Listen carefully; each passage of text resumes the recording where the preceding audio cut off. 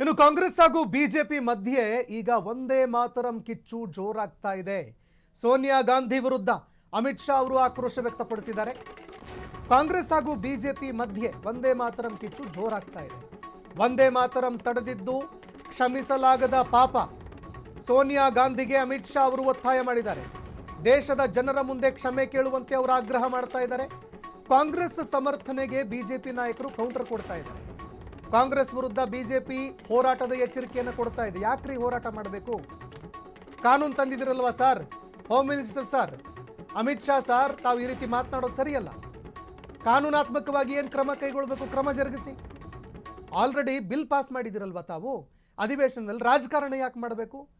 ಅದು ರಾಷ್ಟ್ರಗೀತೆ ಆಗಲಿ ಅಥವಾ ವಂದೇ ಮಾತರಂ ಆಗಲಿ, ನಿಜವಾಗ್ಲೂ ಏನಾದರೂ ಅಲ್ಲಿ ಈ ರೀತಿಯಾಗಿ ಏನಾದರೂ ಮಾಡಿದ್ದಿದ್ರೆ ಕ್ರಮ ಕೈಗೊಳ್ಳಿ. ಕೇವಲ ಒಂದು ರಾಜಕೀಯ ಇಶ್ಯೂ ಆಗಿ ಮಾತ್ರ ಉಳಿಬಾರ್ದು. ಅದನ್ನು ತಾವು ಕೂಡ ಅರ್ಥ ಮಾಡ್ಕೊಳ್ಬೇಕು. ಸರಿಸುಮಾರು ಇಡೀ ಅಧಿವೇಶನ ಮುಗಿಯೋವರೆಗೂ ತಾವು ಅಧಿವೇಶನಕ್ಕೆ ಬರಲಿಲ್ಲ. ಈಗ ಬಂದುಬಿಟ್ಟು ನಿಮ್ಮ ಹೆಸರಲ್ಲಿ ಏನು ಒಂದು ಕಾನೂನಾಯಿತು, ಆ ಕಾನೂನನ್ನು ಕೂಡ ಬಳಕೆ ಮಾಡ್ಕೊಳ್ಳೋಕ್ಕಾಗ್ತಾ ಇಲ್ಲ ತಮಗೆ. ಏನು ಮಾತಾಡಿದ್ದಾರೆ ಕೇಳಿ. कांग्रेस ने वंदे मातरम को भुला दिया था।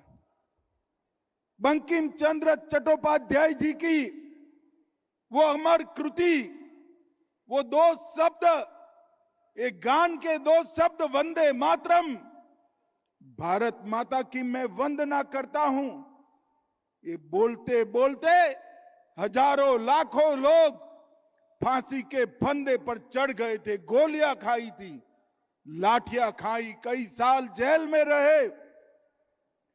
वोट बैंक की लालच में कांग्रेस ने वंदे मातरम को भुला दिया था।